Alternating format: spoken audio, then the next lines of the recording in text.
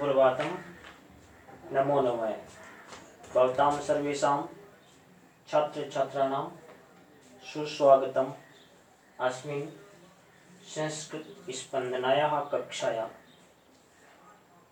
प्रिय विद्यार्थियों, मैंने आपको चौथा पार्ट कंप्लीट करवा दिया था। क्वेश्चन आंसर, मीनिंग और हिंदी अनुवाद सब के PDF भेज दी थी।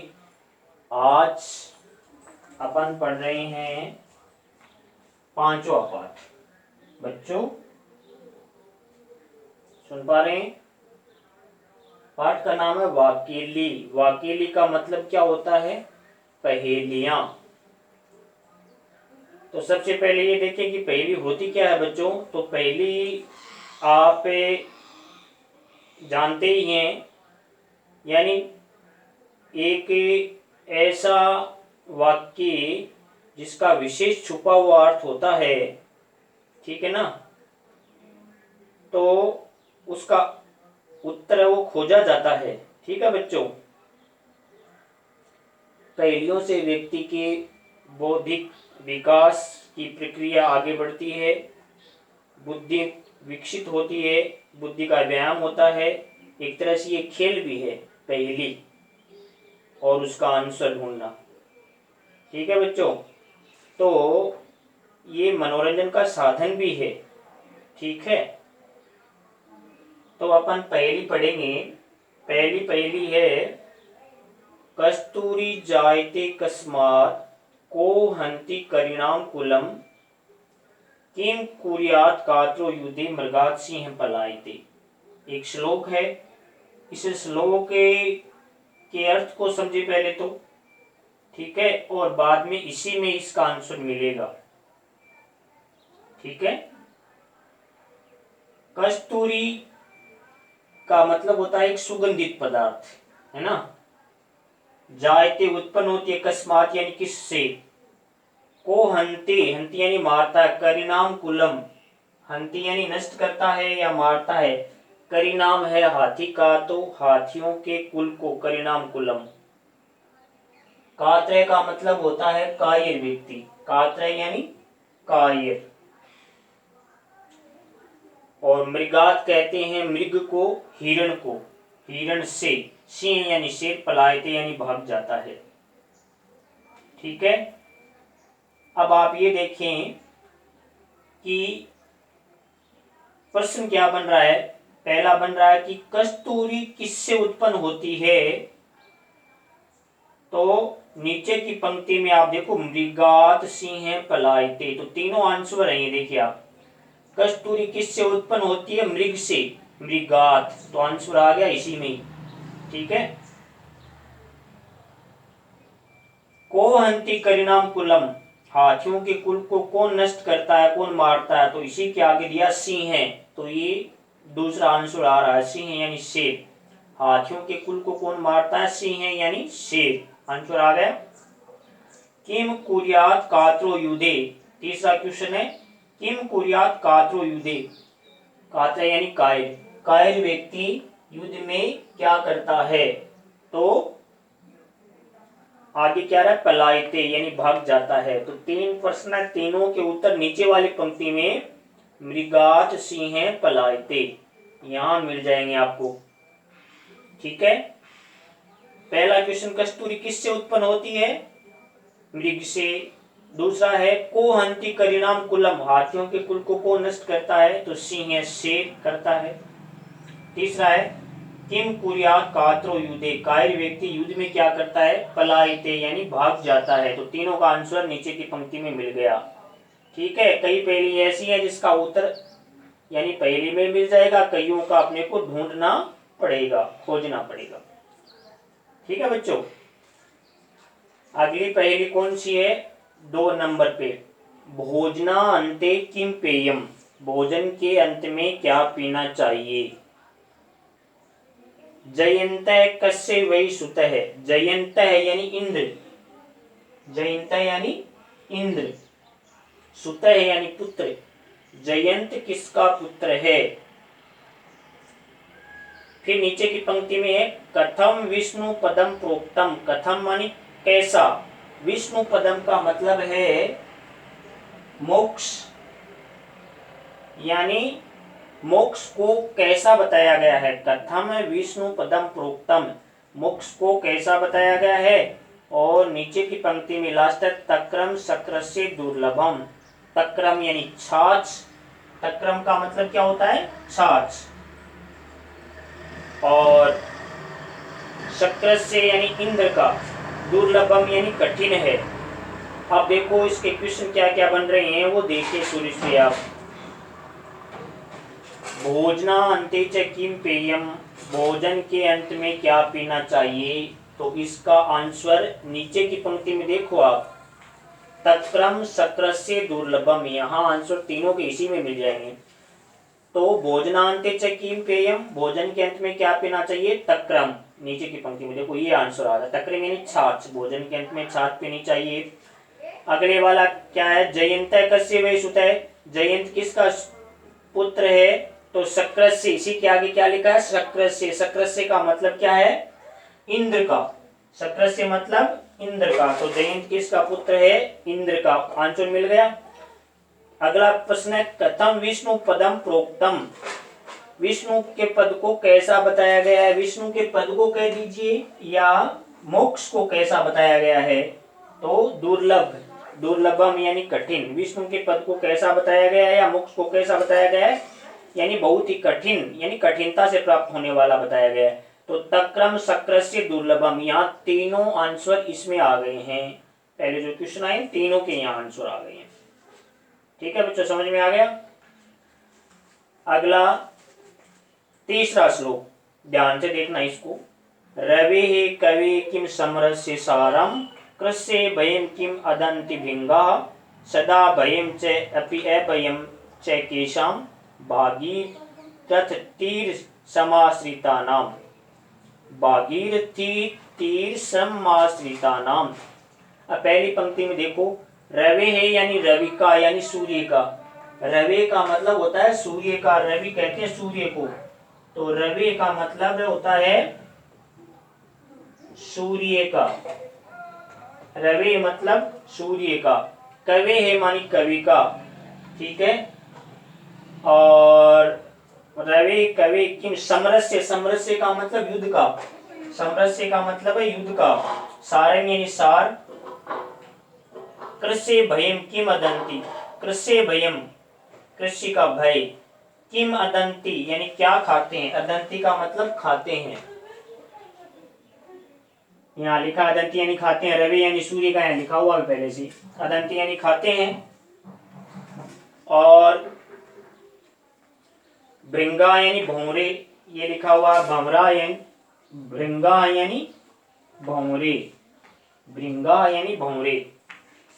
किम अदंती क्या खाते हैं, सदा भयम च भयम च केशाम, सदा भय किसको है, भय किसको है। तो भागीरथी कहते हैं गंगा को, किसको, गंगा को। भागीरथी यानी गंगा नदी। तीर यानी किनारा, समाश्रिता नाम यानी आश्रित रहने वालों का। अब पूरा अनुवाद देखिए। रवि है कवि किम समरस्य सारम, पहली पंक्ति में तीन दिए, रवि कवि का सार क्या है। तो रवि है यानी सूर्य का, तो सूर्य का सार क्या है। अब इसका आंसर देखो नीचे की पंक्ति में पूरा मिल जाएगा। भागीरथी तीर समाश्रिता नाम, इसमें देखिए पहला अक्षर क्या है, भा, यानी अक्षरों पे मिलेगा इसका आंसर। रवि है किम सारम, रवि का क्या सार है, तो भा का मतलब कांति, सूर्य का सार क्या है, प्रकाश या कांति। ये पहला क्वेश्चन हो गया। फिर है कवि किम सारम, 2 नंबर पे कवि आ रहा है, तो कवि का सार क्या है, गी, भागी। 2 नंबर पे गी, गी का मतलब होता है वाणी। तो कवि का सार क्या है, वाणी, यानी वाणी से ही कवि लोगों को प्रभावित करता है। तो ये दूसरा आंसर आ गया। ठीक है, रवि कवि किम। और तीसरा समरस्य, समरस्य यानी युद्ध का, युद्ध का सार क्या है, तो रथी, भा पहले आ गया, गी पहले आ गया, रथी, रथी का मतलब होता है वीर। तो तीसरा आंसर मिल गया कि युद्ध का सार क्या है, तो वीर हो जाएगा। और अगला क्या है, खेती को भय क्या है, खेती को क्या भय है, कृषि भयम किम, खेती को क्या भय है। तो इसका आंसर आएगा इति, देखो भागीरथी, थी से ई, बड़ी थी से ई निकले जाएगा, ई और टी, बड़ी ई और टी, तो बड़ी ई का और टी का क्या अर्थ हो जाएगा, इति। इति का मतलब क्या होता है, अतिवृष्टि, अनावृष्टि, है ना। और जैसे खेत में लगने वाले जो कीड़े मकोड़े हैं, जानवर है, कीट पतंगे हैं, कातरा है या कॉकरोच है, जो भी जीव फसल को नुकसान पहुंचाते हैं वो है। इति का मतलब है अतिवृष्टि, बारिश ज्यादा होना, अनावृष्टि, बारिश का नहीं होना, सूखा पड़ना, ये सभी आएंगे, या खेती को नुकसान पहुंचाने वाले जीव, कीट पतंगे जो भी हैं वो इति में आएंगे। तो खेती को किसका वही है, इति का, तो आंसर मिल गया चौथा क्या, इति। ठीक है। और अगला क्वेश्चन है इसी दूसरी पंक्ति में, किम अदंती भृंगा, भावरे क्या खाते हैं, तो भावरे क्या खाते हैं, इसी के आगे देखो रे से, इति के बाद में क्या, रे से समास गीता नाम, नीचे की पंक्ति में सारे आंसर है, पहले भा, फिर गी, फिर रथी, फिर इति, फिर रस, तो पांचवे का आंसर क्या है, रस। तो भावरे क्या खाते हैं, किम अदंती भृंगा, भावरे क्या खाते हैं, फूलों का रस, तो रसम आ जाएगा। ठीक है, आंसर आ गया रस। फिर अगला नीचे की पंक्ति में, सदा भयम चैपी अभिम के सम, सदा भय किसको रहता है, तो आश्रिता नाम, लास्ट में देखो इसी चौथी पंक्ति नीचे में, आश्रिता नाम, यानी जो व्यक्ति दूसरे के अधीन रहता है या पराधीन रहता है उसको हमेशा भय रहता है, तो इसका आंसर इसी में मिल गया है, आश्रिता नाम, यानी पराधीनों को, सदा भय के सम आश्रिता नाम, आंसर हो जाएगा पराधीनों को। और अंतिम है सातवां, किनको सदा अभय रहता है, भय और अभय दो है इसमें, देखो सदा भयम चे अपि अभयम, सदा भय किनको है और अभय किनको है, दो क्वेश्चन है। तो अभय किनको है, गंगा के किनारे रहने वालों को, भागीरथी तीर समासीता नाम, इसका पूरे का एक साथ ले लो तो ये पूरा आंसर बन जाएगा। ठीक है, यानी 6 क्वेश्चन तो टुकड़ों में बन गए, 6 क्वेश्चन के आंसर तो नीचे की पंक्ति में टुकड़ों में बन गई, 6 टुकड़ों में। और सातवां है पूरा वाक्य का एक अर्थ अलग होगा, गंगा के किनारे रहने वालों को, किनको भय नहीं रहता या किनको सदा अभय रहता है, तो गंगा के किनारे रहने वालों को, भागीरथी तीर समाश्रिता नाम, यानी गंगा के किनारे रहने वालों को। तो ठीक है बच्चों, ये देखो रवि कवे किम समरस्य सारम, पहली पंक्ति में रवि का सार क्या है, कांति, भा उत्तर हो जाएगा। कवि का सार क्या है, गी, गी का मतलब वाणी, भा गी हो गया। तीसरा युद्ध का सार, समरस्य सारम किम, युद्ध का सार क्या है, तो वीर है, रथी, रथी का मतलब वीर। चौथा है कृषि को भय किसका है, कृषि भयम किम, तो इति का बताया मैंने, इति में अतिवृष्टि, अनावृष्टि, कीट पतंगे आदि। और अगला है भृंगा किम दंती, भावरे क्या खाते हैं, फूलों का रस, तो रसम आ जाएगा। अगला है किन को सदा भय रहता है, सदा भयम केशाम, तो आश्रिता नाम, पराधीन रहने वाले को हमेशा भय रहता है, क्योंकि पराधीन है व्यक्ति, अगर अगला कभी भी उसको हटा देगा तो वो तो हट जाएगा, क्योंकि वो उसके अधीन है, उसका गुलाम है, तो उसको हर समय भय बना रहता है। और सातवां है सदा किन को अभय बना रहता है, तो नीचे की पंक्ति पूरी एक साथ आंसर हो जाएगा, भागीरथी तीर समासीता नाम। ठीक है बच्चों, इस श्लोक में आंसर एक ही अक्षर में नीचे की पंक्ति में, और लास्ट का सातवां है पूरी लाइन का एक साथ ही हो जाएगा। ठीक है, और चौथा जो श्लोक है ये देखो आप, सीमंतिनीसु का शांता, राजा को अभूत गुणोत्तम है, विद्वद भी सदा का वंद्या, अतएव उक्तम न बुद्धि। सीमंतिनीसु का क्या मतलब है, स्त्रियों में या नारियों में, सीमंतिनीसु का मतलब स्त्रियों में या नारियों में, शांता यानी शांत, राजा यानी राजा, गुणोत्तम है अच्छे गुणों वाला, अभूत यानी हुआ, विद्वद भी यानी विद्वानों के द्वारा, विद्वत भी विद्वानों के द्वारा, ये भी आप देख सकते हो। विद्वत भी यानी विद्वानों के द्वारा,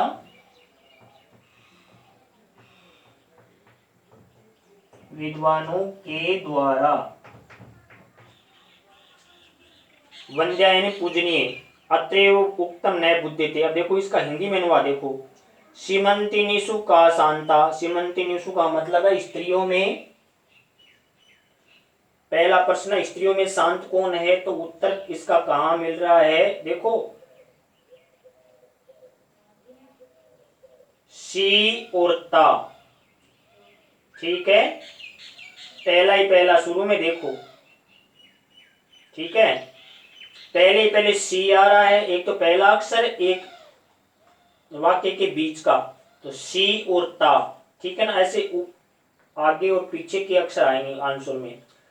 तो सीमंतिनीसु को शांता, स्त्रियों में शांत कौन है, तो सी और ता, सीता शांत है। दूसरा प्रश्न है